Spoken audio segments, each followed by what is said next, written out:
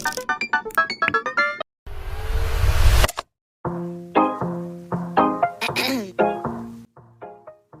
tumbuhan, tentu akan mengalami pertumbuhan dan perkembangan. Apa sih itu pertumbuhan dan perkembangan tumbuhan? Lalu, apa saja faktor yang mempengaruhi pertumbuhan dan perkembangan tumbuhan?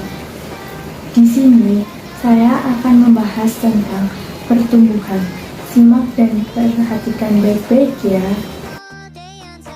Tumbuhan pada tumbuhan adalah tambahnya jumlah protoplasma yang disertai pertambahan ukuran, berat, dan jumlah sel yang sifatnya tidak dapat kembali pada keadaan sebelumnya atau sering disebut dengan irreversibel. Pertumbuhan juga bersifat kuantitatif, artinya pertumbuhan dapat diukur.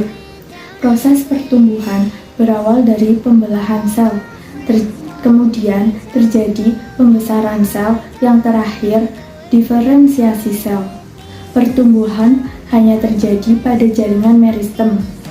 Pada jaringan meristem, sel-selnya aktif membelah.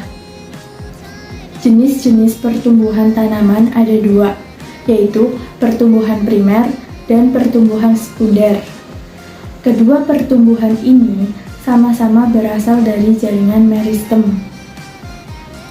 Jaringan meristem sendiri memiliki fungsi aktif untuk melakukan pembelahan. Letak perbedaannya, pertumbuhan primer terjadi pada jaringan meristem primer atau meristem apikal. Jaringan ini terdapat pada ujung akar dan ujung batang. Sedangkan pertumbuhan sekunder terjadi karena aktivitas kambium pada tanaman dikotil dan gimnospermae. Yang kedua ada perkecambahan. Perkecambahan merupakan tahapan pertumbuhan embrio dan komponen biji yang memiliki kemampuan untuk tumbuh secara normal menjadi tumbuhan menurut Ashari 1995. Pertama kali pada biji berkecambah akan menonjol dari biji umumnya, yaitu akar lembaga atau radikula. Kemudian diikuti dengan munculnya pucuk lembaga atau plamula. Radikula tumbuh memanjang menjadi akar, serta plamula tumbuh menjadi batang dan daun. Hal tersebut memiliki tipe ipegel menurut Camille 1979. Menurut Stopo 2004, faktor yang berpengaruh terhadap perkecambahan biji secara optimal antara lain: 1. Faktor internal. Yang pertama ada tingkat kematangan benih, artinya kematangan fisiologisnya tercapai serta tidak memiliki visibilitas tinggi. Yang kedua ada ukuran benih. Benih yang memiliki ukuran besar dan berat cenderung mengandung cadangan makanan yang lebih banyak daripada benih yang memiliki ukuran kecil. Yang ketiga ada dormasi, artinya benih dikatakan dorman ketika benih tersebut hidup tetapi tidak mau berkecambah, meskipun letak dan lingkungannya mendukung proses terjadinya perkecambahan. Dan yang terakhir adanya homogen yang menghambat perkecambahan inhibitor. Zat yang dapat menghambat proses perkecambahan yaitu ada NaCl atau garam dapur, herbisida, dan sianida. Yang kedua, faktor eksternal. Menurut Camille 1979, hal yang terpenting yang dibutuhkan untuk dapat aktifnya kembali pertumbuhan embryonic axis adalah 1. Sufficient supply of water. Ketika tidak memiliki air yang cukup, tumbuhan tidak mampu melakukan berbagai proses kehidupan apapun. Yang kedua ada favorable temperature. Berbagai jenis biji mempunyai 3 titik suhu kritis yang berbeda. Tersebut disebut suhu kardinal yang berkaitan dengan perkecambahan, yaitu suhu minimum, suhu maksimum, dan suhu optimum. Yang ketiga ada sufficient supply of oxygen. Energi yang diperlukan oleh suatu proses di dalam sel hidup biasanya diperoleh dari proses oksidasi, baik terjadi karena adanya molekul oksigen ataupun tidak. Pada umumnya, biji berkecambah ketika udara mengandung 20% oksigen dan 0,03 karbon dioksida. Yang keempat, adanya cahaya. Cahaya berperan sebagai pengontrol perkecambahan biji. Menurut Sutopo 2004, ada dua tipe perkecambahan biji, yaitu tipe IPGel. Pada tipe ini, muncul radikula yang diikuti dengan pemanjangan hipokotil dan membawa kotiledon dan plamula ke atas permukaan tanah. Yang kedua, ada tipe hipogel. Pada tipe ini, munculnya radikula diikuti pemanjangan plamula.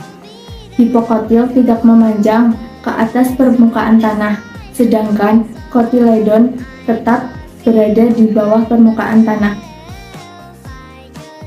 Sedangkan perkembangan pada tumbuhan adalah diferensiasi atau spesialisasi sel atau bagian-bagian tumbuhan untuk melakukan fungsi khususnya, yang disebut proses menuju dewasa.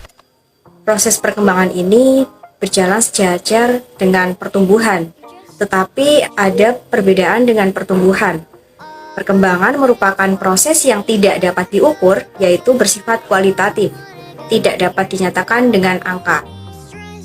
Perkembangan pada tingkat sel, misalnya sel-sel hasil pembelahan jaringan meristem yang mengalami diferensiasi membentuk jaringan pengangkut.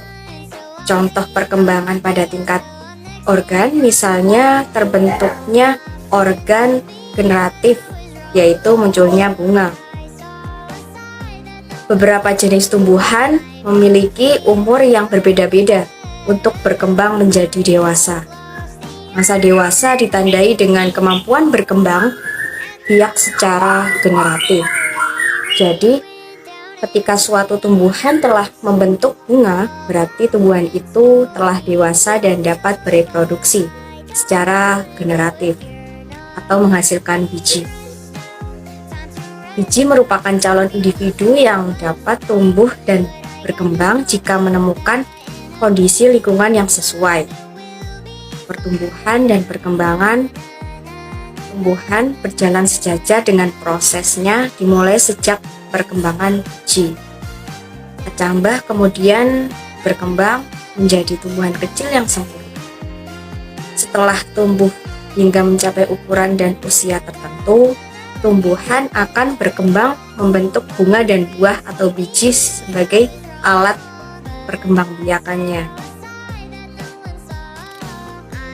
Ada dua faktor yang mempengaruhi pertumbuhan dan perkembangan pada tumbuhan, yaitu faktor eksternal dan faktor internal.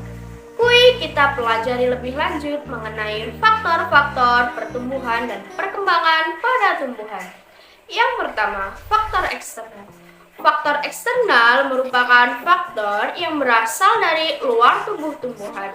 Faktor eksternal tersebut antara lain zat hara, cahaya, air, suhu, oksigen, dan kelembapan.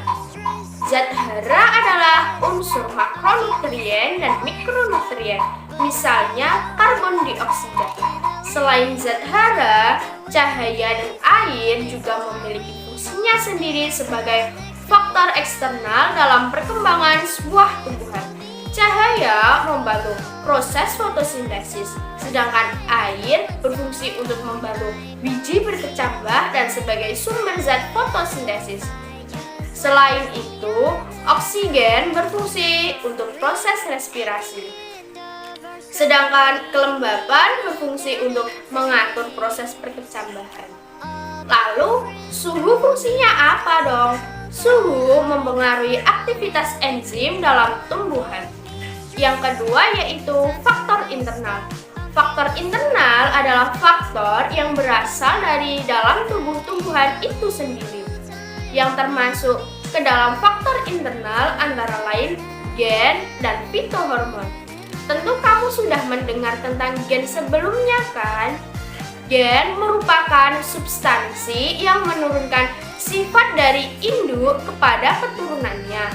Dalam tumbuhan, gen bisa mengatur keadaan fisik dan non-fisik tumbuhan. Misalnya, warna bunga atau rasa buahnya. Wah, kalau fitohormon itu apa ya? Fitohormon adalah zat yang mengendalikan fungsi tubuh pada tumbuhan. Macam-macam fitohormon yaitu yang pertama, hormon auksin, berfungsi untuk pemanjangan sel dan dominasi apikal. Yang kedua, hormon giberalin, berfungsi untuk pertumbuhan batang, perkecambahan biji, pembentukan bunga, dominasi lateral, dan pembentukan buah tanpa adanya biji. Yang ketiga yaitu hormon sitokinin, berfungsi untuk pembelahan sel, penundaan penuaan, dan pembentukan organ. Selanjutnya ada asam absisat yang berfungsi untuk pengguguran organ, dominasi biji, serta menghambat pertumbuhan tunas. Yang kelima ada hormon etilen yang merupakan hormon dalam bentuk gas untuk pematangan buah, menginduksi pembungaan, dan mempercepat penuaan. Selanjutnya ada hormon traumalin yang berfungsi untuk proses pembentukan jaringan baru ketika tumbuhan mengalami luka. Dan yang terakhir ada hormon kalin, hormon yang berperan dalam penginduksian organ. Wah, ternyata banyak juga ya yang mempengaruhi pertumbuhan dan perkembangan pada tumbuhan.